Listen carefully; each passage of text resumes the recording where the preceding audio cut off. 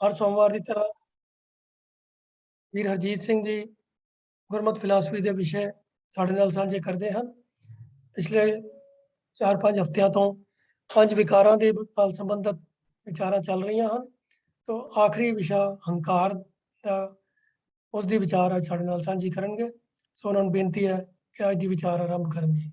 ਵਾਹਿਗੁਰੂ ਜੀ ਕਾ ਖਾਲਸਾ, ਵਾਹਿਗੁਰੂ ਜੀ ਕੀ ਫਤਿਹ। ਵਾਹਿਗੁਰੂ ਸਾਹਿਬ ਜੀਓ। ਇੱਕ ਓੰਕਾਰ ਸਤਨਾਮ ਕਰਤਾ ਪੁਰਖ ਨਿਰਭਉ ਨਿਰਵੈਰ ਅਕਾਲ ਮੂਰਤ ਅਜੂਨੀ ਸੈਭੰ ਗੁਰ ਪ੍ਰਸਾਦ। ਵਾਹਿਗੁਰੂ ਜੀ ਕਾ ਖਾਲਸਾ, ਵਾਹਿਗੁਰੂ ਜੀ ਕੀ ਫਤਿਹ। ਸਨਮਾਨਯੋਗ ਗੁਰੂ ਸਵਾਰਿਓ, 5 ਵਿਸ਼ੇ ਵਿਕਾਰ ਜਿਨ੍ਹਾਂ ਦੀ ਮਨੁੱਖਾ ਜੀਵਨ ਵਿੱਚ ਪ੍ਰਧਾਨਤਾ ਮੰਨੀ ਜਾਂਦੀ ਹੈ, ਉਹਨਾਂ ਦੀ ਅਸੀਂ ਵਿਚਾਰ ਆਰੰਭ ਕੀਤੀ ਸੀ। ਕਾਮ, ਕ੍ਰੋਧ, ਲੋਭ, ਮੋਹ, ਇਹਨਾਂ ਦੀ ਵਿਚਾਰ ਅਸੀਂ ਕਰ ਚੁੱਕੇ ਹਾਂ। ਅੱਜ ਆਖਰੀ ਜੋ ਪ੍ਰਬਲ ਮਨੁੱਖੀ ਜੀਵਨ ਵਿੱਚ ਇੱਕ ਇਹ ਵਿਸ਼ਾ ਹੈ, ਵਿਕਾਰ ਹੈ, ਉਹ ਹੈ ਹੰਕਾਰ, ਜਿਹਨੂੰ ਹਉਮੈ ਵੀ ਕਿਹਾ ਜਾਂਦਾ ਹੈ। ਇਸ ਗੱਲ ਨੂੰ ਸਮਝਣ ਲਈ ਪਹਿਲਾਂ ਅਸੀਂ ਮਨੁੱਖ ਦਾ, ਇਨਸਾਨ ਦਾ ਤੇ ਪਰਮੇਸ਼ਰ ਦਾ ਆਪਸੀ ਸੰਬੰਧ ਸਮਝਣਾ ਪਏਗਾ। ਇਨਸਾਨ ਪਰਮਾਤਮਾ ਦੀ ਅੰਸ਼ ਹੈ। ਜਿਵੇਂ ਸਮੁੰਦਰ ਦੀ ਬੂੰਦ ਸਮੁੰਦਰ ਤੋਂ ਵੱਖ ਨਹੀਂ, ਭਾਵ ਉਹਦਾ ਅਸਲਾ ਇੱਕੋ ਹੀ ਹੈ। ਅਲੱਗ ਹੁੰਦਿਆਂ ਹੋਇਆ ਵੀ ਦੋਨਾਂ ਦਾ ਅਸਲਾ ਇੱਕੋ ਹੁੰਦਾ ਹੈ। ਇਸ ਤਰ੍ਹਾਂ ਹੀ ਮਨੁੱਖ ਭਾਵ ਜੀਵ ਤੇ ਪਰਮਾਤਮਾ ਦਾ ਅਸਲਾ ਵੀ ਇੱਕੋ ਹੀ ਹੈ। ਜੇ ਅਸਲਾ ਇੱਕੋ ਹੀ ਹੈ ਤਾਂ ਕੀ ਗੱਲ ਹੈ ਕਿ ਮਨੁੱਖ ਇਵੇਂ ਮਹਿਸੂਸ ਕਰਦਾ ਹੈ ਜਿਵੇਂ ਉਹ ਆਪਣੇ ਮੂਲ ਤੋਂ, ਆਪਣੇ ਅਸਲੇ ਤੋਂ ਆਜ਼ਾਦ ਹੋ ਗਿਆ। ਭਾਵ ਇੱਕ ਵੱਖਰੀ ਚੀਜ਼ ਹੈ, ਸੁਤੰਤਰ ਹੈ, ਪ੍ਰਭੂ ਤੋਂ ਬਿਲਕੁਲ ਵੱਖਰਾ ਹੈ। ਉਸਦੀ ਆਪਣੀ ਕੋਈ ਵੱਖਰੀ ਹੋਂਦ ਹੈ। ਤਾਂ ਸਿੱਖੀ ਨੇ, ਗੁਰਮਤਿ ਨੇ ਜਿਹੜਾ ਇਸ ਦਾ ਜਵਾਬ ਦਿੱਤਾ ਉਹ ਹੈ ਹਉਮੈ। ਹਉ ਤੇ ਮੈਂ ਹਾਂ, ਮੈਂ ਹਾਂ, ਮੈਂ ਕੁਛ ਹਾਂ। ਬਸ ਇਹ ਜਵਾਬ ਗੁਰਮਤਿ ਨੇ ਦਿੱਤਾ ਹੈ, ਜਿਹਨੂੰ ਅਸੀਂ ਅਹੰਕਾਰ ਵੀ ਲਫ਼ਜ਼ ਵਰਤਦੇ ਹਾਂ। ਇਹਦਾ ਪਰਦਾ ਭਾਵੇਂ ਬਹੁਤ ਬਰੀਕ ਹੋਵੇ, ਪਰ ਬਰੀਕ ਪਰਦੇ ਦੇ ਪਿੱਛੇ ਵੀ ਪਰਮ ਪੂਰਨ ਪਰਮੇਸ਼ਰ ਦੇ ਸਰੂਪ ਨੂੰ ਛੁਪਾ ਬੈਠੇ ਹਾਂ। ਤੇ ਗੁਰੂ ਰਾਮਦਾਸ ਮਹਾਰਾਜ ਸੱਚੇ ਪਾਤਸ਼ਾਹ ਜੀ ਨੇ ਇਸ ਗੱਲ ਨੂੰ ਮਲਾਰ ਰਾਗ ਵਿੱਚ ਸਾਡੇ ਨਾਲ ਬਿਆਨ ਕਰਦਿਆਂ ਦੱਸਿਆ। ਧਨ ਫਿਰਕਾ ਇੱਕ ਸੰਗ ਹੀ ਵਾਸਾ, ਵਿੱਚ ਹਉਮੈ ਭੀਤ ਕਰਾਰੀ, ਗੁਰ ਪੂਰੇ ਹਉਮੈ ਭੀਤ ਤੋਰੀ, ਜਦ ਨਾਨਕ ਮਿਲੇ ਬਨਵਾਰੀ। 2 ਗੱਲਾਂ ਬੜੀਆਂ ਸਪਸ਼ਟ ਹੋਈਆਂ ਕਿ ਜੀਵ ਰੂਪੀ ਇਸ ਇਸਤਰੀ ਦੇ ਵਿੱਚ ਤੇ ਪ੍ਰਮਾਤਮਾ ਦੇ ਵਿੱਚ, ਪਤੀ ਦੇ ਵਿੱਚ ਹਉਮੈ ਦੀ ਇੱਕ ਦੀਵਾਰ ਹੈ, ਕੰਧ ਹੈ। ਭੀਤ ਮੈਨੇ ਦੀਵਾਰ, ਕੰਧ। ਜਦੋਂ ਗੁਰੂ ਦੀ ਕਿਰਪਾ ਨਾਲ ਇਹ ਦੀਵਾਰ ਟੁੱਟਦੀ ਹੈ ਤਾਂ ਫਿਰ ਪ੍ਰਮਾਤਮਾ ਦੇ ਅੰਦਰੋਂ ਦੀਦਾਰ ਹੋ ਜਾਂਦੇ ਹਨ। ਆਪਣੇ ਅਸਲੇ ਦਾ ਪਤਾ ਲੱਗ ਜਾਂਦਾ ਹੈ, ਮੂਲ ਦਾ ਪਤਾ ਲੱਗ ਜਾਂਦਾ ਹੈ। ਪ੍ਰਮਾਤਮਾ ਦਾ ਘਰ, ਪ੍ਰਮਾਤਮਾ ਦਾ ਦੇਸ਼ ਕਿਤੇ ਬਾਹਰ ਨਹੀਂ, ਫਿਰ ਆਪਣੇ ਨੇੜੇ ਹੀ ਜਾਪਦਾ ਹੈ, ਅੰਦਰ ਹੀ ਹੈ। ਉਹਦਾ ਵਾਸਾ ਵੀ ਸਾਡੇ ਅੰਦਰ ਹੈ। ਪਰ ਕਿਉਂਕਿ ਸਾਡੇ ਤੇ ਉਸ ਪਿਆਰੇ ਪ੍ਰਭੂ ਦੇ ਵਿਚਕਾਰ ਇਹ ਪਰਦਾ ਬਣ ਗਿਆ ਹੰਕਾਰ ਦਾ, ਜੋ ਤਿਤਲੀ ਦੇ ਖੰਭ ਤੋਂ ਵੀ ਪਤਲਾ ਹੈ। ਸਾਡੇ ਨਾਮ ਵੇਖਣ ਕਰਕੇ ਜਾਂ ਸਾਡੇ ਨਾਮ ਮਹਿਸੂਸ ਕਰਨ ਕਰਕੇ, ਸਾਡੀ ਅਗਿਆਨਤਾ ਕਰਕੇ ਸਾਨੂੰ ਪ੍ਰਮਾਤਮਾ ਬੜਾ ਦੂਰ ਮਹਿਸੂਸ ਹੁੰਦਾ ਹੈ। ਇਹ ਕਾਰਨ ਹੈ ਕਿ ਅਸੀਂ ਜਦੋਂ ਪਰਮਾਤਮਾ ਦੀ ਗੱਲ ਕਰਦੇ ਹਾਂ ਤਾਂ ਬੜੀ ਉੱਚੀ ਜਿਹੀ ਉਂਗਲ, ਉਹ ਰੱਬ ਦਾ ਘਰ, ਇਸ ਤਰ੍ਹਾਂ ਉਂਗਲ ਕਰਕੇ ਅਸੀਂ ਗੱਲ ਕਰਦੇ ਹਾਂ। ਇਹਦਾ ਮਤਲਬ ਰੱਬ ਨੂੰ ਅਸੀਂ ਉੱਚਾ ਜਾਂ ਉੱਤੇ, ਉੱਪਰ ਵਾਲਾ ਜਾਣੇ, ਇਹੋ ਜਿਹੀਆਂ ਗੱਲਾਂ ਅਸੀਂ ਕਰਦੇ ਹਾਂ। ਕਿਉਂ ਕਰਦੇ ਹਾਂ? ਕਿਉਂ ਸਾਨੂੰ ਦੂਰ ਮਹਿਸੂਸ ਹੁੰਦਾ ਹੈ। ਕਾਰਨ ਕੀ ਹੈ?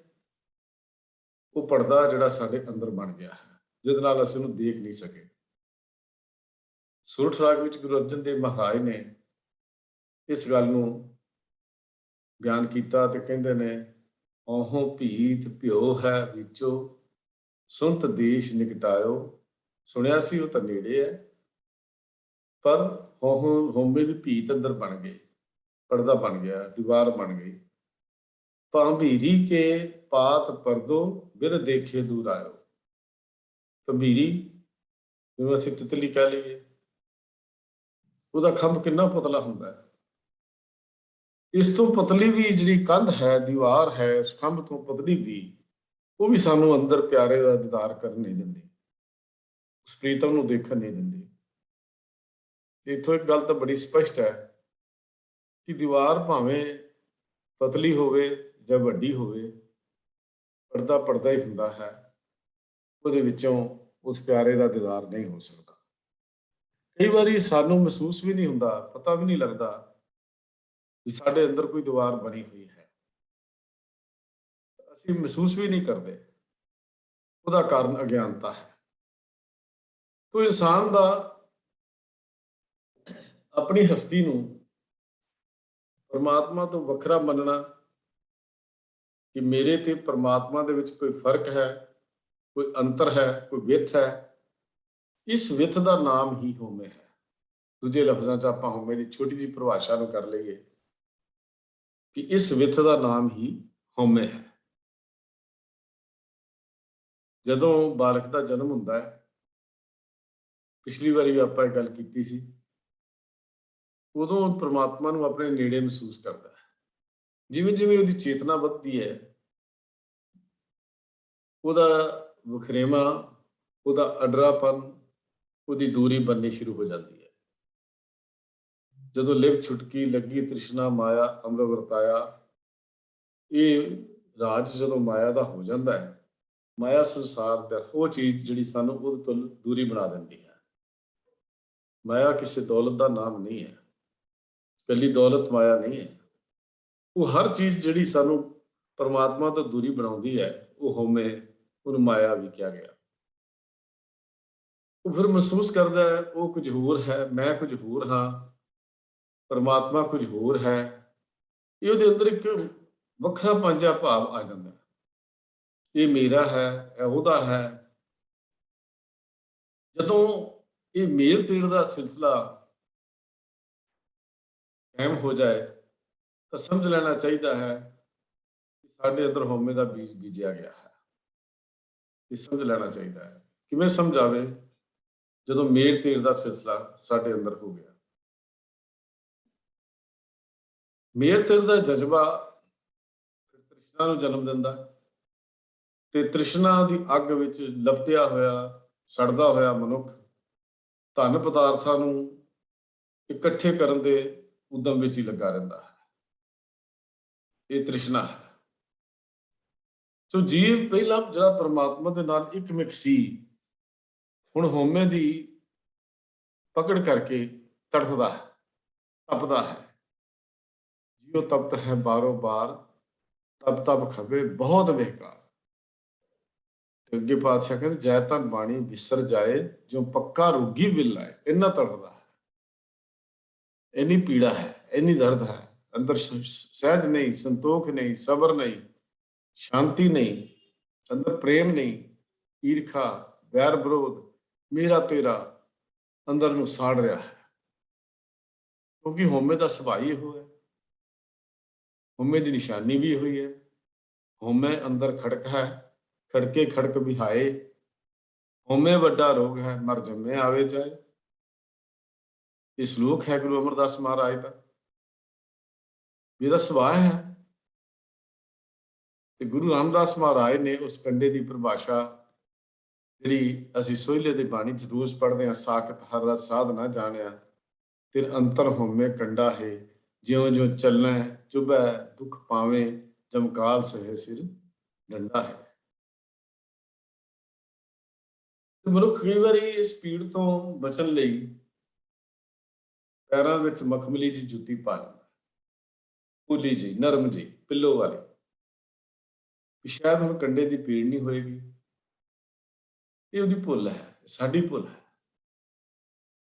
ਕਿਉਂਕਿ ਕੰਡਾ ਦੀ ਪੀੜਾ, ਇਹ ਮਖਮਲੀ, ਇਹ ਫੋਮ, ਇਹ ਦੂਰ ਨਹੀਂ ਕਰ ਸਕਦੀ।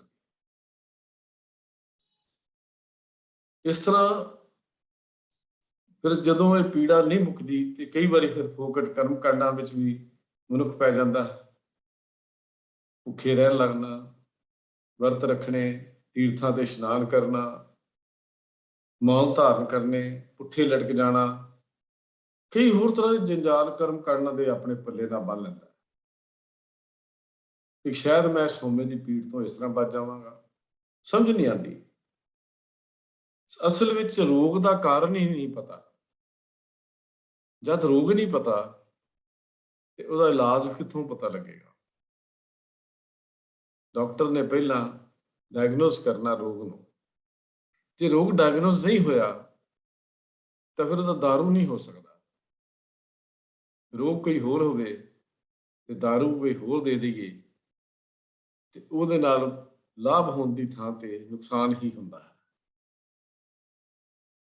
ਮਨੁੱਖ ਜਿਵੇਂ ਜਿਵੇਂ ਇਹ ਯਤਨ ਕਰਦਾ ਹੈ, ਬਾਹਰਲੇ ਪਖੰਡ ਕਰਕੇ, ਭੀਖ ਕਰਕੇ, ਕਰਮ ਕਾਂਡ ਕਰਕੇ, ਉਹਦੀ ਪੀੜਾ ਨੂੰ ਹਟਾਉਣ ਲਈ, ਉਹਦੀ ਪੀੜਾ ਨੂੰ ਮੁਕਾਉਣ ਲਈ, ਉਹਦਾ ਲਾਭ ਤਾਂ ਕੀ ਹੋਣਾ ਸੀ, ਉਹਦਾ ਹੋਰ ਵਾਧਾ ਹੋਣ ਲੱਗ ਪਿਆ। ਉਸ ਹੰਕਾਰ ਵਿੱਚ, ਉਸ ਹਉਮੈ ਵਿੱਚ, ਮੈਂ ਬੜਾ ਹੀ ਯਾਤਰਾ ਕਰਦਾ ਹਾਂ, ਮੈਂ ਤਾਂ ਇੰਨੇ ਤੀਰਥਾਂ ਦਾ ਇਸ਼ਨਾਨ ਕਰ ਲਿਆ, ਮੈਂ ਤਾਂ ਇੰਨੇ ਵਰਤ ਰੱਖੇ, ਇੰਨੀ ਵਾਰੀ ਭੁੱਖਾ ਰਹਿ ਲੈਂਦਾ ਹਾਂ, ਮੇਰੇ ਵਰਗਾ ਮੋਨੀ ਕੋਈ ਨਹੀਂ, ਸਾਡੇ ਬਾਬਾ ਜੀ ਬੋਲਦੇ ਹੀ ਨਹੀਂ, ਮੂੰਹ ਤੇ ਕੱਪੜਾ ਬੰਨ੍ਹ ਕੇ ਰੱਖਦੇ ਨੇ। ਇਹ ਅਸਲ 'ਚ ਹਉਮੈ ਹੈ, ਅੰਦਰ ਹਉਮੈ ਛੁਪੀ ਹੋਈ ਹੈ, ਦਿਖਾਉਣ ਲਈ ਹੈ, ਸੱਚ ਨਹੀਂ ਹੈ, ਅਸਲੀਅਤ ਨਹੀਂ ਹੈ। ਬਾਹਰ ਦਾ ਬੋਲਣਾ ਬੰਦ ਕਰਕੇ ਅੰਦਰ ਦਾ ਬੋਲਣਾ ਬੰਦ ਨਹੀਂ ਹੋ ਸਕਦਾ। ਅੰਦਰ ਦਾ ਬੋਲਣਾ ਹੋਰ ਹੈ, ਬਾਹਰ ਦਾ ਬੋਲਣਾ ਹੋਰ ਹੈ। ਹਉਮੈ ਕਰਕੇ ਅੰਦਰ ਤਾਂ ਬੋਲਦਾ ਜਾ ਰਿਹਾ ਹੈ, ਬਾਹਰ ਤੋਂ ਅਸੀਂ ਉਹਨੂੰ ਸ਼ਾਇਦ ਦਬਾਉਣ ਦਾ ਯਤਨ ਕਰ ਲਈਏ, ਪਰ ਇਹ ਪੀੜਾ ਮੁੱਕਦੀ ਨਹੀਂ, ਪੀੜ ਵੱਧਦੀ ਜਾਏਗੀ। ਤੇ ਗੁਰਦੇਵ ਪਾਤਸ਼ਾਹ ਕਹਿੰਦੇ ਨੇ, ਭਲਿਆ ਜਿੰਨੇ ਮਰਜ਼ੀ ਤੀਰਥ ਲਾ ਲੈ, ਉਹਦੇ ਨਾਲ ਤੇਰੇ ਤਨ ਦੀ ਮੈਲ ਤਾਂ ਉਤਰ ਜਾਏਗੀ, ਪਰ ਤੇਰੇ ਅੰਦਰ ਹਉਮੈ ਦੀ ਮੈਲ ਨਹੀਂ ਉਤਰ ਸਕਦੀ। ਜੇ ਤੇਰੇ ਤੀਰਥ ਨਾ ਆਏ, ਅਹੰਗ ਬੁੱਧ ਮੈਲ ਲਾਏ। ਕਿਆ ਕਮਾਲ ਦੇ ਬੋਲ ਹਨ ਗੁਰੂ ਅਰਜਨ ਦੇਵ ਮਹਾਰਾਜ ਦੇ ਧਨਾਸਰੀ ਰਾਗ ਵਿੱਚ। ਘਰ ਕੋ ਠਾਕੁਰ ਇੱਕ ਤਿਲ ਨਾ ਮੰਨੈ, ਉਹ ਪਰਮਾਤਮਾ ਤਾਂ ਮੰਨਦਾ ਹੀ ਨਹੀਂ, ਇਹਦੇ ਨਹਾਉਣ ਦੀ ਗੱਲ ਸੁਣਦਾ ਹੀ ਨਹੀਂ। ਜੇ ਤੇਰੇ ਜਾਂ ਨਹਾ ਲੈ ਸਾਰੇ ਤੀਰਥਾਂ, ਜਿਵੇਂ ਜਿਵੇਂ ਨਹਾਏਗਾ ਮੈਲ ਹੋਰ ਚੜੀ ਜਾਏਗੀ, ਅਹੰਗ ਬੁੱਧ ਮੈਲ ਲਾਏ। ਘਰ ਕੋ ਠਾਕੁਰ ਇੱਕ ਤਿਲ ਨਾ ਮੰਨੈ, ਉਹ ਨਹੀਂ ਮੰਨਦਾ, ਇਹਦੇ ਨਾਲ ਨਹੀਂ ਰੀਝਦਾ। ਤੋ ਸਾਰੀ ਜ਼ਿੰਦਗੀ ਇਨਸਾਨ ਦੀ ਇਸ ਹੋਂਦ ਦੇ ਰੂਪ ਵਿੱਚ, ਮੈਂ ਮੇਰੀ ਦੇ ਰੂਪ ਵਿੱਚ ਬੀਤਦੀ ਚਲੀ ਜਾ ਰਹੀ ਹੈ। ਤੇ ਗੁਰੂ ਸਾਹਿਬ ਕਹਿੰਦੇ, ਗੁਰੂ ਤੇਗ ਬਹਾਦਰ ਸਾਹਿਬ, ਬੀਤ ਜਾਹੇ ਜਨਮ ਅਕਾਜ ਰੇ, ਨਿਸ ਦਿਨ ਸੁਣ ਕੇ ਪੁਰਾਨ ਸਮਝਤ ਨਾ ਰਿਹਾ ਜਾਨ, ਕਾਲ ਤੋਂ ਪਹੁੰਚਿਓ ਆਨ ਕਹਾਂ ਜਯੋ ਭਾਜ ਰੇ। ਜੈ ਜੈ ਬੰਤੀ ਜੋ ਆਖਰੀ ਰਾਗ ਵਰਤਿਆ, ਬੀਤ ਜਾਹੇ ਜਨਮ ਅਕਾਜ ਰੇ। ਤੇ ਮਨੁੱਖ ਹਉਮੈ ਦੇ ਵਿੱਚ ਜਦੋਂ ਫਸ ਜਾਂਦਾ ਹੈ, ਉਹਦੀ ਪਕੜ ਵਿੱਚ ਆ ਜਾਂਦਾ ਹੈ, ਤੇ ਫਿਰ ਕਹਿੰਦਾ ਕੀ ਹੈ, ਮੈਂ ਹੀ ਸਾਰਿਆਂ ਦਾ ਅੰਨਦਾਤਾ ਹਾਂ, ਰਾਖਸ਼ ਵਰਗਾ, ਮੈਂ ਹੀ ਸਾਰਿਆਂ ਦੀ ਪਾਲਣਾ ਕਰਨ ਵਾਲਾ ਹਾਂ, ਮੈਂ ਜਿਹਨੂੰ ਚਾਹਾਂ ਉਹਨੂੰ ਅੰਦਰ ਕਰਾ ਸਕਦਾ ਹਾਂ, ਜਿਹਨੂੰ ਚਾਹਾਂ ਉਹਨੂੰ ਬਰੀ ਕਰਾ ਸਕਦਾ ਹਾਂ, ਮੈਂ ਜਿਹੜਾ ਚਾਹਾਂ ਕਬਜ਼ਾ ਕਰ ਸਕਦਾ ਹਾਂ, ਜਿੱਥੇ ਚਾਹਾਂ ਮੈਂ ਆਪਣੇ ਕਬਜ਼ੇ ਕਰਕੇ ਮਹਲ ਉਸਾਰ ਸਕਦਾ ਹਾਂ। ਮੇਰੀ ਜ਼ਮੀਨ ਤੇ ਕੋਈ ਪੈਰ ਰੱਖ ਕੇ ਤਾਂ ਦੇਖੇ, ਪੈਰ ਵੜ ਦਿਆਂਗਾ, ਲੱਤਾਂ ਤੋੜ ਦਿਆਂਗਾ, ਲੱਤਾਂ ਕੱਟ ਦਿਆਂਗਾ। ਆਮ ਕਹਾਵਤ ਹੈ, ਸੁਣਦੇ ਹਾਂ ਅਸੀਂ, ਤੂੰ ਲੰਘ ਕੇ ਵੇਖ ਤੇਰੀਆਂ ਲੱਤਾਂ ਤੋੜ ਦਿਆਂਗੇ, ਮਤਲਬ ਅੰਦਰ ਆਪਣੀ ਤਾਕਤ ਦਾ ਗਰੂਰ ਬੋਲਦਾ ਹੈ। ਅੰਦਰ ਹਉਮੈ ਬੋਲਦੀ ਹੈ, ਵਿਦਵਤਾ ਦਾ ਹੰਕਾਰ ਵੀ ਅੰਦਰ ਸਾਡੇ ਬੋਲ ਪੈਂਦਾ ਹੈ। ਮੈਂ ਬੜਾ ਸਿਆਣਾ ਹਾਂ, ਮੈਂ ਵਿਗਿਆਨਵਾਨ ਹਾਂ, ਵਿਦਵਾਨ ਹਾਂ, ਕਥਾਕਾਰ ਹਾਂ, ਵਿਚਾਰਵਾਨ ਹਾਂ। ਇਹ ਵੀ ਇੱਕ ਵੱਡੀ ਹਉਮੈ ਹੈ, ਇਹ ਵੀ ਇੱਕ ਕੰਡਾ ਹੈ। ਜਦੋਂ ਮਨੁੱਖ ਇਹ ਸਮਝ ਲਵੇ ਕਿ ਮੇਰੇ ਵਰਗਾ ਕੋਈ ਵਿਆਖਿਆਕਾਰ ਨਹੀਂ, ਮੇਰੇ ਵਰਗਾ ਕੋਈ ਕਥਾਕਾਰ ਨਹੀਂ, ਮੇਰੇ ਵਰਗਾ ਕੋਈ ਇਤਿਹਾਸ ਦਾ ਜਾਣੂ ਨਹੀਂ, ਮੇਰੇ ਵਰਗੀ ਕੋਈ ਪ੍ਰੈਜੈਂਟੇਸ਼ਨ ਨਹੀਂ ਕਰ ਸਕਦਾ, ਮੇਰੇ ਵਰਗਾ ਬਣਾ ਨਹੀਂ ਸਕਦਾ, ਸਮਝੋ ਉਹ ਮਰਿਆ ਹੀ ਮਰਿਆ ਹੈ। ਅੱਜ ਵੀ ਮਰ ਗਿਆ, ਕੱਲ ਵੀ ਮਰ ਗਿਆ, ਭਾਵ ਆਤਮਿਕ ਜੀਵਨ ਵੱਲੋਂ ਮਰ ਗਿਆ। ਗੁਰੂ ਸਾਹਿਬ ਐਸੇ ਮਨੁੱਖ ਲਈ ਕਹਿੰਦੇ ਨੇ, ਹੋਂ ਬੰਧੂ ਹੋਂ ਸਾਧੂ ਬੈਰ, ਅੰਮ੍ਰਿਤ ਭੂਮ ਕੌਣ ਰਹੂ ਘਾਲੇ ਪੈਰ। ਸਾਡੀ ਧਰਤੀ ਤੇ ਕੋਈ ਪੈਰ ਰੱਖਦਾ, ਪੈਰ ਵੜ ਦਿਆਂਗੇ। ਹੋਂ ਪੰਡਤ ਹੋਂ ਚਤਰ ਸਿਆਣਾ, ਵਿਦਵਾਨ ਹਾਂ, ਸਿਆਣਾ ਹਾਂ, ਕਰਨੇ ਹਾਰ ਨਾ ਬੁਝੈ ਬਿਗਾਨਾ। ਉਹ ਭਲਿਆ ਜਿਹੜਾ ਕਰਨ ਹਾਰ ਸੀ, ਉਹਨੂੰ ਤਾਂ ਤੂੰ ਕਦੀ ਯਾਦ ਹੀ ਨਹੀਂ ਕੀਤਾ। ਕਹਿੰਦਾ ਮੈਂ ਸੂਰਮਾ ਹਾਂ, ਮੈਂ ਪ੍ਰਧਾਨ ਹਾਂ। ਆ ਪ੍ਰਧਾਨਗੀ ਦਾ ਵੀ ਬੜਾ ਭੂਤ ਸਵਾਰ ਹੁੰਦਾ ਹੈ। ਮਾਫ ਕਰਨਾ, ਇਹ ਇੱਕ ਬਹੁਤ ਵੱਡਾ ਭੂਤ ਹੈ ਬੰਦੇ ਦੇ ਅੰਦਰ। ਹੋ ਸੂਰਾ ਪ੍ਰਧਾਨ ਹੋ ਕੋ ਨਾ ਹੀ ਮੁਝੇ ਸਮਾਨੀ। ਮੈਂ ਸੂਰਮਾ ਹਾਂ, ਮੈਂ ਪ੍ਰਧਾਨ ਹਾਂ, ਮੇਰੇ ਵਰਗਾ ਹੈ ਕੋਈ ਨਹੀਂ, ਮੈਨੂੰ ਗੁਣ ਸੀ ਤਾਂ ਮੈਨੂੰ ਬਣਾਇਆ, ਮੇਰੇ ਅੰਦਰ ਗੁਣ ਸੀ ਤਾਂ ਮੈਂ ਬਣਿਆ। ਅੱਗੋਂ ਬੰਦਾ ਇਹ ਕਹਿੰਦਾ, ਇਹ ਬੜਾ ਇੱਕ ਰੋਗ ਹੈ ਸਾਡੇ ਅੰਦਰ। ਛੋਟੀ ਛੋਟੀ ਗੱਲ ਦੇ ਉੱਤੇ ਰੋਗ ਜਿਵੇਂ ਜਿਵੇਂ ਜੀਵਨ ਵਿੱਚ ਯਾਤਰਾ ਨੂੰ ਤੁਰਦਾ ਹੈ ਤੇ ਹੋਰ ਵੱਧਦਾ ਜਾਂਦਾ ਹੈ। ਮੇਰੇ ਵਰਗਾ ਕੌਣ, ਅਸੀਂ ਹੋਰ ਕਿਹਨੂੰ ਚੁਣ ਸਕਦੇ ਸੀ ਮੇਰੇ ਤੋਂ ਇਲਾਵਾ। ਫਿਰ ਇਹੋ ਜਿਹੀਆਂ ਗੱਲਾਂ ਕਰਨ ਲੱਗ ਪੈਂਦਾ। ਪਹਿਲਾਂ ਤਰਲੇ ਕਰਦਾ ਸੀ, ਮੈਨੂੰ ਚੁਣ ਲਓ, ਮੈਨੂੰ ਚੁਣ ਲਓ, ਮੈਨੂੰ ਚੁਣ ਲਓ। ਤੇ ਜਦੋਂ ਚੁਣਿਆ ਗਿਆ ਫਿਰ ਅੱਗੋਂ ਦਲੀਲਾਂ ਦਿੰਦਾ, ਮੇਰੇ ਵਰਗਾ ਹੋਰ ਹੈ ਕੌਣ ਸੀ ਜਿਹਨੂੰ ਇਹਨਾਂ ਨੇ ਚੁਣਨਾ ਸੀ, ਕੋਈ ਬੰਦਾ ਹੀ ਕੋਈ ਨਹੀਂ ਸੀ। ਇਹ ਕੀ ਹੈ? ਪਰਦਾ ਹਉਮੈ ਦਾ ਹੰਕਾਰ ਬੋਲਦਾ ਹੈ, ਬੰਦਾ ਨਹੀਂ ਬੋਲਦਾ, ਹੰਕਾਰ ਬੋਲਦਾ ਹੈ ਉਹਦੇ ਅੰਦਰ। ਹੋਂ ਸੂਰਾ ਪ੍ਰਧਾਨ ਹੋ ਕੋ ਨਾ ਹੀ ਮੁਝੇ ਸਮਾਨੀ, ਜੋਵਨਵੰਤ ਅਚਾਰ ਕੁਲੀਨਾ, ਮਨ ਮੈਂ ਹੋਏ ਗੁਮਾਨੀ। ਬਹੁਤ ਜੋਬਨ ਜਵਾਨੀ ਦਾ ਵੀ ਹੰਕਾਰ ਹੈ। ਬਹੁਤ ਵਾਰੀ ਮੈਂ ਪ੍ਰਮਾਣ ਗੁਰਬਾਣੀ ਦਾ ਵਰਤਿਆ ਹੈ। ਕਮਰ ਕਟਾਰਾ ਬੰਕੜਾ, ਬੰਕੇ ਕਾ ਸਵਾਰ, ਗਰਭ ਨਾ ਕੀਜੈ ਨਾਨਕਾ, ਮਤ ਸਿਰ ਆਵੇ ਭਾਰ। ਜਦੋਂ ਕਿਤੇ ਹਉਮੈ ਦੀ ਗੱਲ ਆਉਂਦੀ ਹੈ, ਇਹ ਪ੍ਰਮਾਣ ਮੇਰੀਆਂ ਅੱਖਾਂ ਦੇ ਮੇਰੇ ਦਿਮਾਗ ਵਿੱਚ ਘੁੰਮਣ ਲੱਗ ਪੈਂਦਾ। ਘੋੜਾ ਸਾਹਮਣੇ ਆ ਜਾਂਦਾ ਹੈ ਤੇ ਸੰਕਾਰ ਦੇ ਘੋੜੇ ਤੇ ਚੜ੍ਹ ਕੇ ਅਸੀਂ ਜੀਵਨ ਜਿਉ ਰਹੇ ਹਾਂ। ਗਰਭ ਨਾ ਕੀਜੈ ਨਾਨਕਾ, ਮਤ ਸਿਰ ਆਵੇ ਭਾਰ। ਕਿਤੇ ਸਿਰ ਭਾਰ ਡਿੱਗ ਪਵੇਗਾ, ਡਿੱਗੇ ਹੋਏ ਦੇ ਬਾਅਦ ਵੀ ਕਿਸੇ ਨੇ ਨਹੀਂ ਪੁੱਛਣੀ। ਜਿਸ ਗਰਭ ਦੇ ਘੋੜੇ ਤੇ ਚੜਿਆ ਹੋਇਆ, ਇਸ ਗਰਭ ਦੇ ਇਸ ਹੰਕਾਰ ਦੇ ਘੋੜੇ ਨੇ ਐਸਾ ਸੁੱਟਣਾ ਸਿਰ ਦੇ ਭਾਰ ਧਰਤੀ ਦੇ ਉੱਤੇ, ਤੇਰੀ ਬਾਤ ਵੀ ਕੋਈ ਪੁੱਛਣ ਵਾਲਾ ਨਹੀਂ ਹੋਏਗਾ। ਖਿਆਲ ਕਰਨੀ, ਸੋਚ ਲੈ।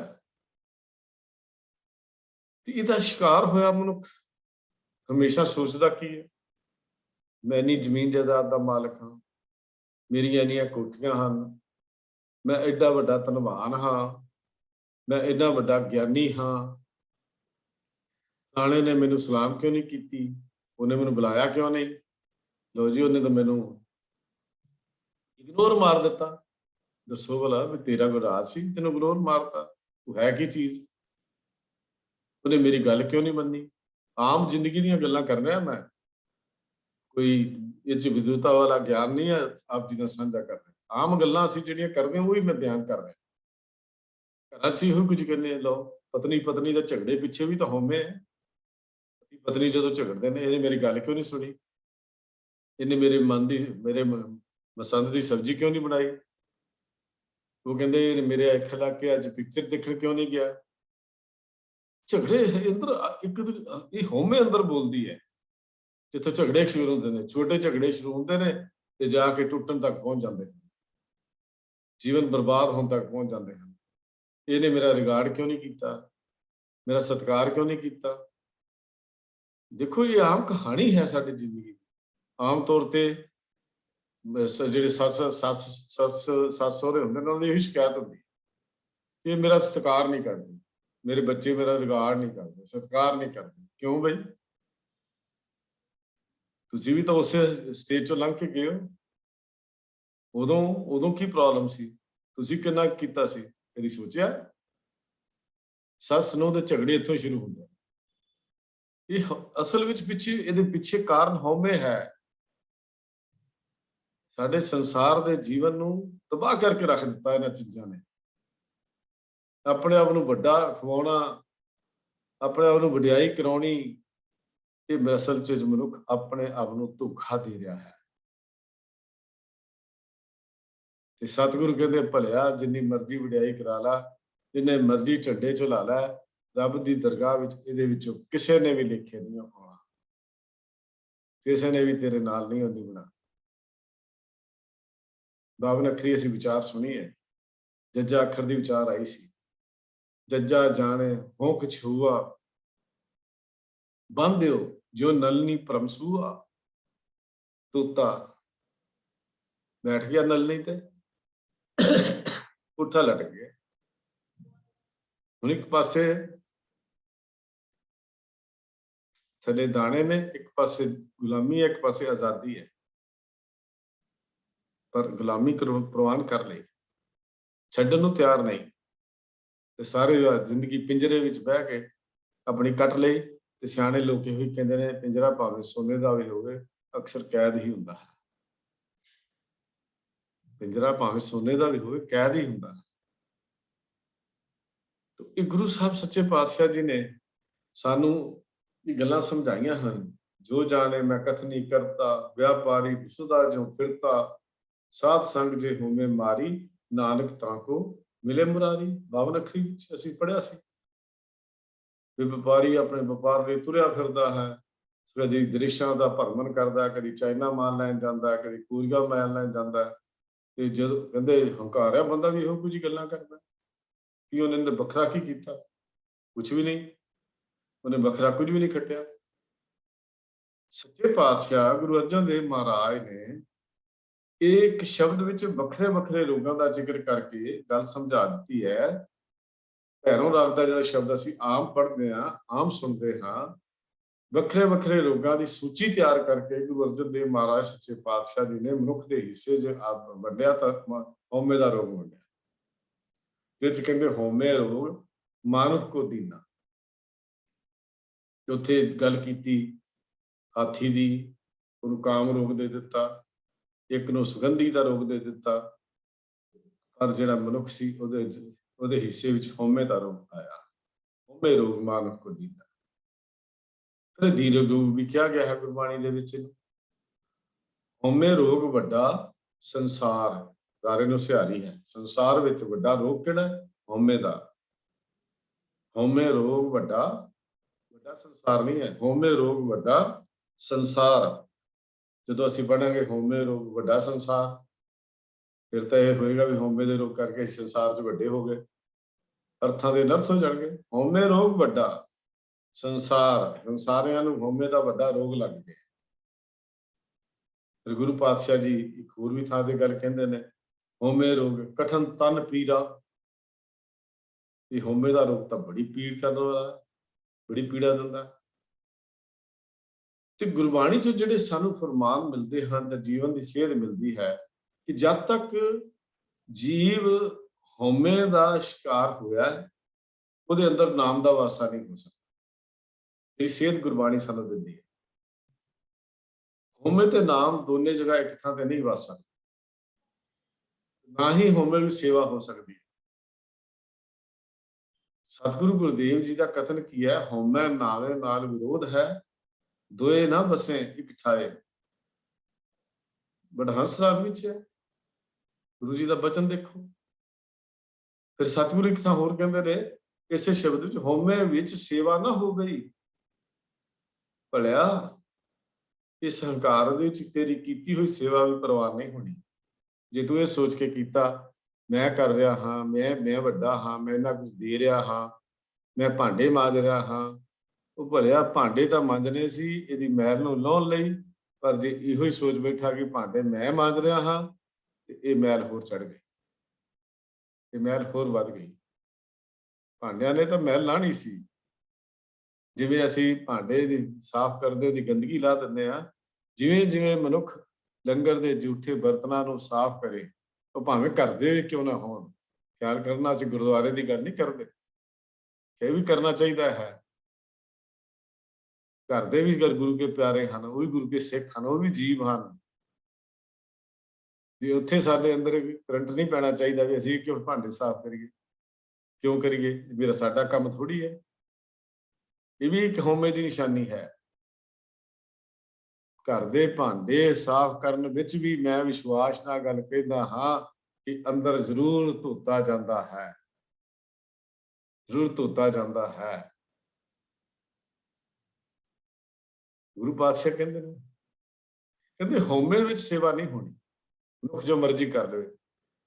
ਕਹਿੰਦੇ ਜੇ ਸੇਵਾ ਨਹੀਂ ਹੋਣੀ ਤਾਂ ਮਨ ਬਿਰਥਾ ਜਾਏ, ਹਉਮੈ ਵਿੱਚ ਸੇਵਾ ਨਾ ਹੋ ਗਈ ਤਾਂ ਮਨ ਬਿਰਥਾ ਜਾਏ। ਦੂਜੀ ਗੱਲ ਇਹ ਕਹਿ ਲਈਏ, ਹਉਮੈ ਤੱਕ ਨੀਂਦ ਹੈ। ਇਸ ਵਿੱਚ ਜਾਗਰਤ ਅਵਸਥਾ ਹੈ ਹੀ ਨਹੀਂ, ਮਨੁੱਖ ਸੁੱਤਾ ਹੀ ਰਹਿੰਦਾ। ਸੌਣ ਦਾ ਮਤਲਬ ਨਹੀਂ ਵੀ ਅੱਖਾਂ ਬੰਦ ਕਰ ਲਈਏ। ਅਸੀਂ ਸੋਣਾ ਸ਼ਾਇਦ ਇਹੀ ਕਹਿੰਦੇ ਆ ਵੀ ਅੱਖਾਂ ਬੰਦ ਕਰ ਲਈਆਂ, ਘਰਾੜੇ ਮਾਰ ਲਏ, ਉਹੀ ਸੋਣਾ ਹੈ। ਸਤਿਗੁਰੂ ਕਹਿੰਦੇ ਹਉਮੈ ਵਿੱਚ ਕੀਤੀ ਹੋਈ ਭਗਤੀ ਵੀ ਪ੍ਰਵਾਨ ਨਹੀਂ ਹੁੰਦੀ, ਹਉਮੈ ਵਿੱਚ ਕੀਤੀ ਹੋਈ ਬੰਦਗੀ ਵੀ ਪ੍ਰਵਾਨ ਨਹੀਂ ਹੁੰਦੀ। ਹਉਮੈ ਵਿੱਚ ਜਾਗਣ ਨਾ ਹੋ ਗਈ, ਹਰ ਭਗਤ ਨਾ ਪਵੀ ਥਾਏ। ਤੱਤੇ ਨੂੰ ਸਿਆਰੀ ਦਾ ਮਤਲਬ ਭਗਤੀ, ਹਰੀ ਦੀ ਭਗਤੀ, ਹਾਰੇ ਨੂੰ ਵੀ ਸਿਆਰੀ, ਹਰੀ ਦੀ ਭਗਤੀ ਨਾ ਪਵੀ ਥਾਏ, ਕੋਈ ਥਾਂ ਨਹੀਂ ਪੈਂਦੀ, ਵੀ ਪ੍ਰਵਾਨ ਨਹੀਂ ਹੁੰਦੀ। ਤੋ ਗੱਲ ਸਮਝ ਆ ਗਈ ਵੀ ਪ੍ਰਮਾਤਮਾ ਦਾ ਮਿਲਾਪ, ਪ੍ਰਮਾਤਮਾ ਦਾ ਮੇਲ ਤਾਂ ਹੀ ਹੋ ਸਕਦਾ ਹੈ ਜਦ ਹਉਮੈ ਦੀ ਇਹ ਕੂੜ ਦੀ ਪਾਲ ਟੁੱਟੇਗੀ। ਇਹੋ ਹੀ ਗੱਲ ਗੁਰੂ ਨਾਨਕ ਪਾਤਸ਼ਾਹ ਨੇ ਜਪ ਦੀ ਬਾਣੀ ਵਿੱਚ ਸਾਡੇ ਸਾਹਮਣੇ ਰੱਖੀ ਸੀ ਕਿ ਸਚਿਆਰਾ ਹੋਈ ਹੈ, ਇਹ ਕੂੜਾ ਟੁੱਟਾ ਪਾਲ। ਉਹਦਾ ਇਲਾਜ ਦੱਸਿਆ ਸੀ, ਹੁਕਮ ਰਜ਼ਾਈ ਚੱਲਣਾ ਨਾਨਕ ਲਿਖਿਆ ਨਾਲ। ਹੁਣ ਸਵਾਲ ਇੱਕ ਅੱਗੇ ਸਾਡੇ ਸਾਹਮਣੇ ਆ ਗਿਆ ਵੀ ਜੇ ਹਉਮੈ ਜਾਈ ਤਾਂ ਕੰਧ ਸਮਾਈ ਦੀ ਗੱਲ ਹੈ, ਤੇ ਫਿਰ ਇਹ ਪੈਦਾ ਕਿੱਥੋਂ ਹੁੰਦੀ ਹੈ? ਹੁਣ ਅਗਲਾ ਸਵਾਲ ਇੱਕ ਸਾਡੇ ਸਾਹਮਣੇ ਹੋਰ ਖੜਾ ਹੋ ਗਿਆ ਵੀ ਇਹ ਪੈਦਾ ਕਿੱਥੋਂ ਹੁੰਦੀ ਹੈ? ਗੁਰੂ ਨਾਨਕ ਸਾਹਿਬ ਦਾ ਉੱਤਰ ਸਾਨੂੰ ਆਪ ਦਿੰਦੇ ਨੇ, ਜਵਾਬ ਦਿੰਦੇ ਹਨ ਗੁਰੂ ਨਾਨਕ ਪਾਤਸ਼ਾਹ ਵੀ ਜੀਵ ਜੋ ਵੀ ਕਰਮ ਕਰਦਾ ਹੈ ਉਹਦੇ ਕਰਮਾਂ ਅਨੁਸਾਰ ਉਹਦਾ ਸੁਭਾਅ ਬਣਦਾ ਹੈ। ਅਕਾਲ ਪੁਰਖ ਦੇ ਅਟਲ ਹੁਕਮ ਅਨੁਸਾਰ ਮਨੁੱਖ ਦੇ ਕੀਤੇ ਹੋਏ ਕਰਮਾਂ ਦੇ ਆਧਾਰ ਤੇ ਮਨੁੱਖ ਦਾ ਲੇਖ ਲਿਖਿਆ ਜਾਂਦਾ ਹੈ। ਇਹ ਗੁਰਬਾਣੀ ਦਾ ਜੋ ਫਿਲਾਸਫੀ ਸਾਨੂੰ ਸਮਝਾਈ ਹੋਈ ਹੈ, ਜਿਹੜੀ ਅਸੀਂ ਆਸਾ ਕੀ ਵਾਰ ਵਿੱਚ ਪੜ੍ਹਦੇ ਹਾਂ। ਹਉਮੈ ਕਿੱਥੋਂ ਉਪਜੈ, ਕਿਤ ਸੰਜਮ ਇਹ ਜਾਏ, ਹਉਮੈ ਇਹੋ ਹੁਕਮ ਹੈ, ਪਿਆ ਕਿਰਤ ਫਿਰਾਏ। ਕੀਤੇ ਹੋਏ ਕਰਮਾਂ ਦੇ ਸੰਸਕਾਰਾਂ ਦੇ ਵਿੱਚੋਂ ਪੈਦਾ ਹੁੰਦੀ, ਨਾਲ ਆਉਂਦੇ ਨੇ, ਪਰ ਫਰਕ ਇੰਨਾ ਹੀ ਹੈ ਵੀ ਸੰਸਕਾਰ ਬਦਲ ਜਾਂਦੇ ਹਨ ਜੇ ਗੁਰੂ ਦੀ ਸ਼ਰਨ ਵਿੱਚ ਪੈ ਜਾਏ।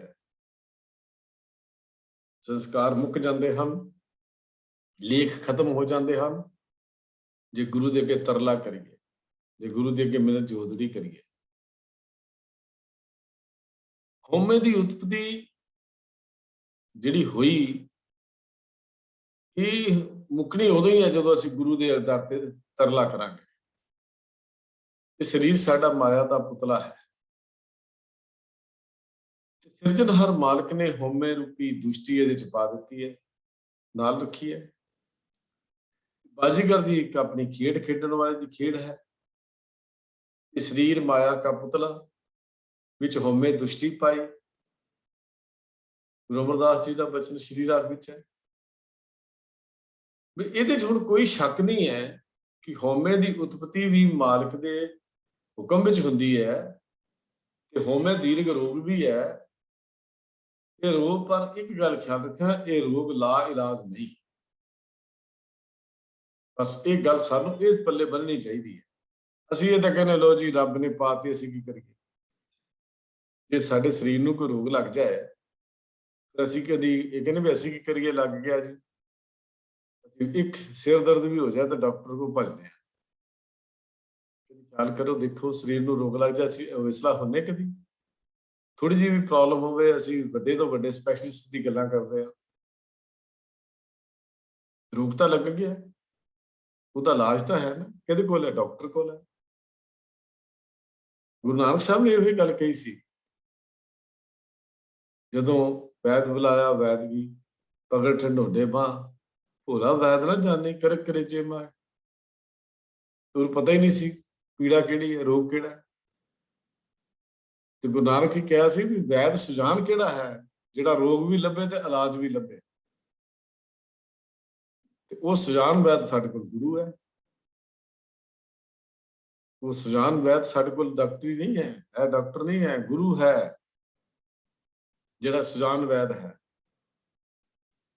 ਅਸੀਂ ਆਸਾ ਕੀ ਵਾਰ ਚ ਪੜ੍ਹਦੇ ਹਾਂ, ਹਉਮੈ ਦੀਰਘ ਰੋਗ ਹੈ, दारू ਵੀ ਸਮਾਹੇ, ਕਿਰਪਾ ਕਰੇ ਜੇ ਆਪਣੀ ਤਾਂ ਗੁਰ ਕਾ ਸ਼ਬਦ ਕਮਾਏ।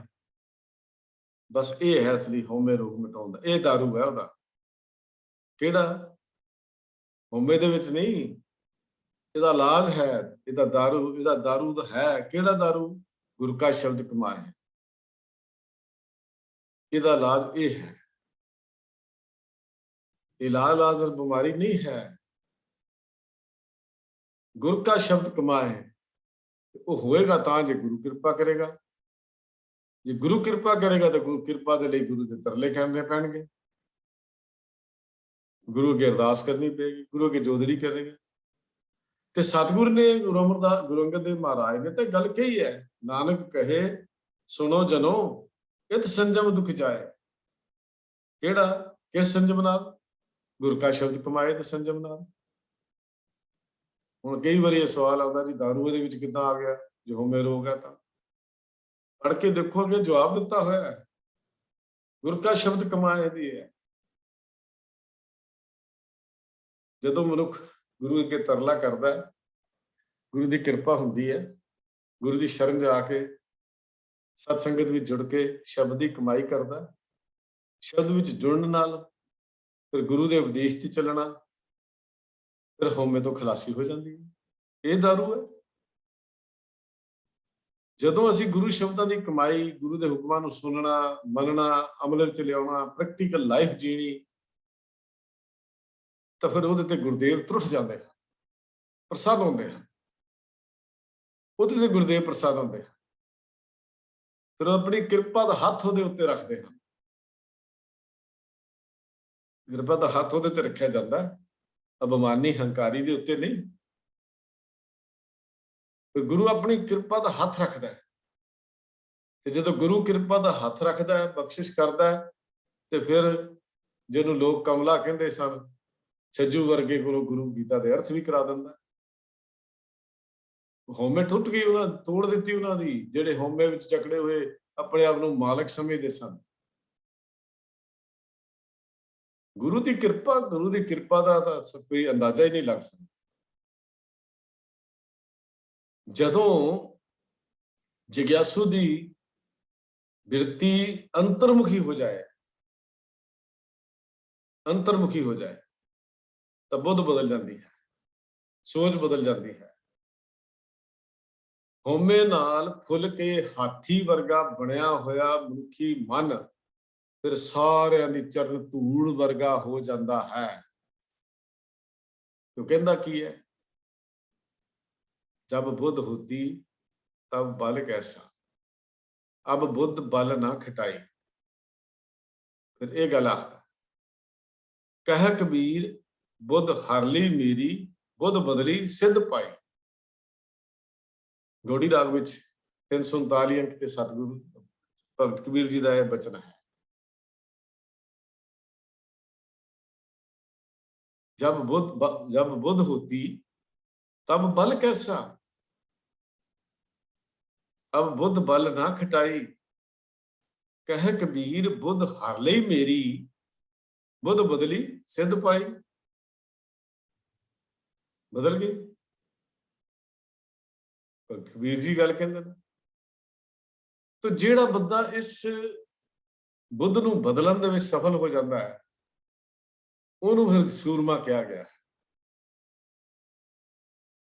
ਉਹਨੂੰ ਸੂਰਮੇ ਦਾ ਖਿਤਾਬ ਮਿਲਿਆ ਗੁਰਬਾਣੀ ਵਿੱਚ। ਨਾਨਕ ਸੋ ਸੂਰਾ ਬਰਿਆਮ, ਜਿਨ ਵਿੱਚੋਂ ਦੁਸ਼ਟ ਅਹੰਕਾਰ ਨ ਮਾਰਿਆ।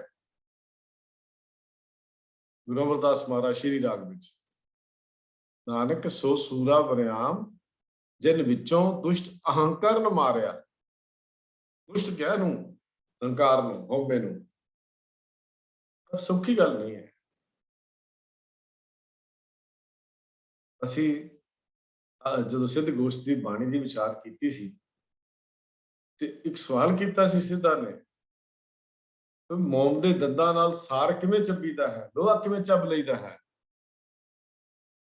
ਤੇ ਪਿਆਰਿਓ, ਇਹ ਹਉਮੈ ਨੂੰ ਮਾਰਨਾ ਵੀ ਮੋਮ ਦੇ ਦੰਦਾਂ ਨਾਲ ਲੋਹੇ ਨੂੰ ਚਬਾਉਣ ਦੇ ਬਰਾਬਰ ਹੈ। ਉੱਥੇ ਜੋ ਜਵਾਬ ਆਇਆ ਸੀ, ਇਹਨਾਂ 5 ਮਹਾਬਲੀਆਂ ਨੂੰ, ਸੂਰਮਿਆਂ ਨੂੰ ਮਾਰਨ ਵਾਲਾ ਬਿਰਲਾ ਹੀ ਐਸਾ ਜੇਤੂ ਸੂਰਮਾ ਹੈ। ਤੇ ਅਜਿਹਾ ਜਿਹੜਾ ਹੈ ਉਹ ਕੇਵਲ ਆਪ ਹੀ ਸੰਸਾਰ ਤੋਂ ਪਾਰ ਨਹੀਂ ਹੁੰਦਾ। ਉਹ ਆਪਣੀਆਂ, ਜਿਨ੍ਹਾਂ ਦੀ ਅੱਜ ਵਿਚਾਰ ਕੀਤੀ ਨਾ, ਪਿਤਰੀ ਹੋਏ ਉਧਾਰੋ, ਉਹਨਾਂ ਨੂੰ ਵੀ ਜੀਵਨ ਦੀ ਜੁਗਤੀ ਦ੍ਰਿੜ ਕਰਵਾ ਕੇ ਉਹਨਾਂ ਦਾ ਵੀ ਉਧਾਰ ਕਰ ਦਿੰਦਾ ਹੈ। ਜੀਵਨ ਦੀ ਜੁਗਤੀ ਦ੍ਰਿੜ ਕਰਾਉਂਦਾ। ਆਪ ਤੇਰੇ ਪਰਿਵਾਰ ਤੋਂ ਅਸੀਂ ਗੱਲ ਕਰਦੇ, ਕਿਹੜੀ ਪਰਿਵਾਰ ਜਿਹੜਾ ਉਹਦੀ ਸੰਗਤ ਵਿੱਚ ਆਉਂਦਾ ਹੈ? ਕਿਹੜੇ ਪਿੱਤਰ ਜਿਹੜੇ ਉਹਦੀ ਜੀਵਨ, ਉਹਦੀ ਰਜਾ ਨੂੰ ਸਮਝਣਾ ਸ਼ੁਰੂ ਕਰ ਦਿੰਦੇ ਹਨ। ਪਿੱਤਰਾਂ ਦੇ ਰਿਸ਼ਤੇਦਾਰੀ ਨਾਲ ਸੰਬੰਧ ਥੋੜੀ ਹੈ, ਇਹੋ ਹੀ ਪਿੱਤਰ ਨੇ ਸਾਡੇ। ਗੁਰਮਤਿ ਵਿੱਚ ਪਿੱਤਰਤਾ ਦਾ ਪਰਿਭਾਸ਼ਾ ਬੜੀ ਵੱਡੀ ਹੈ, ਵਿਸਤਾਰ ਹੈ। ਇਹੋ ਹੀ ਨੇ ਸਾਡੇ, ਜਿਹੜੇ ਉਹਦੀ ਸੰਗਤ ਵਿੱਚ ਆ ਕੇ ਜੁੜ ਜਾਂਦੇ। ਸੋ ਜਨ ਸਾਚਾ